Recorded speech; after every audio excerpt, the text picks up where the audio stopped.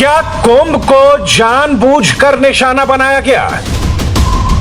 क्या कुंभ को पूरी प्लानिंग के तहत सॉफ्ट टारगेट बनाया गया?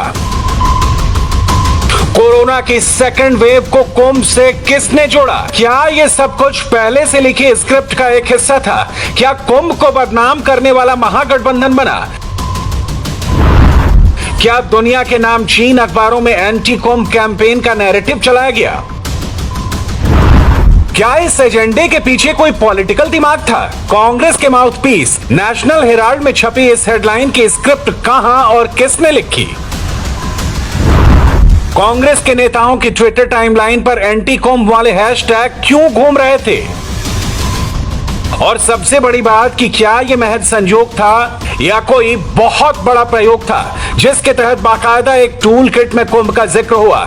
बार बार सुपर स्प्रेडर कुंभ वाले मैसेज फैलाए गए, सेम टू सेम टेक्स्ट हर मोबाइल पर पहुंचाए गए, इंटरनेशनल जर्नलिस्ट से साठ गांठ की बात कही गई। आज हम आपको फैक्ट्स एंड फिगर के साथ बताएंगे कि कैसे नेशनल से लेकर इंटरनेशनल प्लेटफॉर्म्स तक कोरोना की दूसरी लहर के लिए बेवजह कुंभ को बड़ा मुद्दा बनाया गया। फैक्ट्स चौंकाने वाले हैं, एक एक चीज हैरान करने वाली है। जिस वक्त 2021 में हरिद्वार में महाकुंभ मेला की घोषणा हुई, उस वक्त कोरोना की पहली लहर लगभग कम हो चुकी थी। कुल मामले 10,000 की रेंज में थे। महामारी को देखते हुए इस बार कुंभ का ड्यूरेशन कम कर दिया गया और सिर्फ 1 महीना रखा गया। मगर 1 से 30 अप्रैल तक कुंभ के ऐलान के साथ ही देश और विदेश में बैठे वल्चर एक्टिव हो गए और कुंभ के खिलाफ एजेंडा चलना शुरू हो गया। कुंभ के दौरान साइंटिफिक और डेटा बेस्ड एनालिसिस करने पर पता चलता है कि कुंभ ने दूसरी लहर को बढ़ने में कोई भूमिका नहीं निभाई है। इसे 4 अलग अलग मैप से समझिए। 25 से 31 जनवरी के बीच देश के 20 जिले ऐसे थे जहां रोज 100 से ज्यादा केस रिपोर्ट किए जा रहे थे। 22 से 28 फरवरी के बीच 33 जिलों में डेली केसेस की संख्या 100 से ज्यादा थी। 25 से 31 मार्च के बीच देश के 89 डिस्ट्रिक्ट में 100 से ज्यादा केस रिपोर्ट हो रहे थे, जबकि 24 से 30 अप्रैल के बीच जिलों की संख्या बढ़कर 471 हो गई, जहां हर रोज 100 से ज्यादा केस रिपोर्ट हो रहे थे। फरवरी और मार्च का नक्शा यह बताता है कि दूसरी लहर पश्चिम भारत से उठी, जिसने पूरे देश को अपनी चपेट में ले लिया। मगर कुछ मोदी विरोधियों और पश्चिम मीडिया ने खबर फैलाई कि कुंभ तो कोरोना का सुपर स्प्रेडर निकला। असली फैक्ट शीट देखिए। कुंभ के दौरान देश के प्रमुख शहरों की पॉजिटिविटी रेट देखने पर पता चलता है कि दूसरी लहर कुंभ की शुरुआत से पहले ही देश के दूसरे हिस्सों में तबाही मचा रही थी। मसलन उस वक्त नागपुर में पॉजिटिविटी रेट पीक पर थी। इसकी तुलना में हरिद्वार और देहरादून में केस उतने ऊपर नहीं गए थे।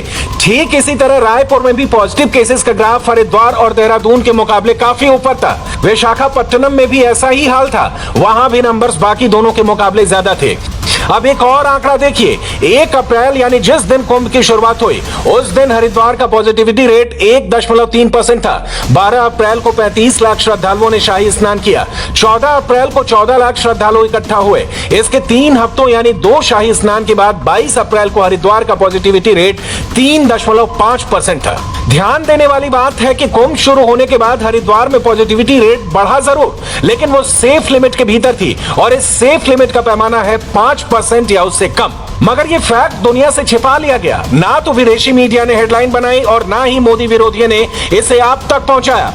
एक फैक्ट ये भी है कि कुंभ के दौरान वायरस न फैले, इसके लिए कड़े नियम पहले से रेडी थे। तीर्थ यात्रियों का रजिस्ट्रेशन जरूरी था। पिछले 72 घंटों में लिया गया नेगेटिव RT-PCR टेस्ट जरूरी था। 2000 वॉलंटियर्स तैनात किए गए। कुंभ में जुटे सभी फ्रंट लाइन वर्कर्स को टीका लगाया गया। भीड़ इकट्ठी ना हो, इसका ख्याल रखा गया। मेला वाले क्षेत्र में रैंडम टेस्ट किए गए। करीब 10 लाख टेस्ट किए गए। इसी का नतीजा था कि पहले के मुकाबले कम भीड़ इकट्ठा हुई।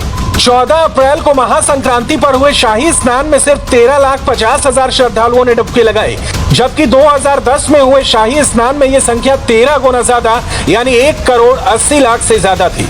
यानी कोविड अप्रोप्रिएट बिहेवियर का पूरा ख्याल रखा गया। मगर दूसरे राज्यों में जब कोरोना की रफ्तार तेजी से बढ़ी तो प्रधानमंत्री ने सीधे स्वामी अवधेशानंद गिरी को फोन मिलाया। मोदी ने 2 शाही स्नान के बाद कुंभ को प्रतीकात्मक रखने की सलाह दी, जिसके जवाब में समय से पहले ही कुंभ के समापन का फैसला ले लिया गया। मगर देश और विदेश में यह खबर सुर्खियां नहीं बनी, बल्कि इसके उलट यही फैलाया गया कि कुंभ की वजह से ही भारत में कोरोना का दूसरा विस्फोट हुआ है और इसके लिए अपनी सुविधा के मुताबिक एडिट करके वीडियो भी फैलाए गए, तस्वीरें भी शेयर की गई। फेक न्यूज ही नहीं, कुंभ के नाम पर टूल किट के बहाने हिंदुओं पर सियासी हमले किए गए। मोदी को घेरने के लिए जानबूझकर सुपर स्प्रेडर कुंभ वाला हैशटैग घुमाया गया। दिल्ली से लेकर अमेरिका तक इसका ढिंढोरा पीटा गया और इस दौरान पॉलिटिकल बयानबाजी भी हुई। इन हेडलाइंस और लीक हुए टूल किट ने एंटी कुंभ नैरेटिव चलाने वालों को एक्सपोज कर दिया है।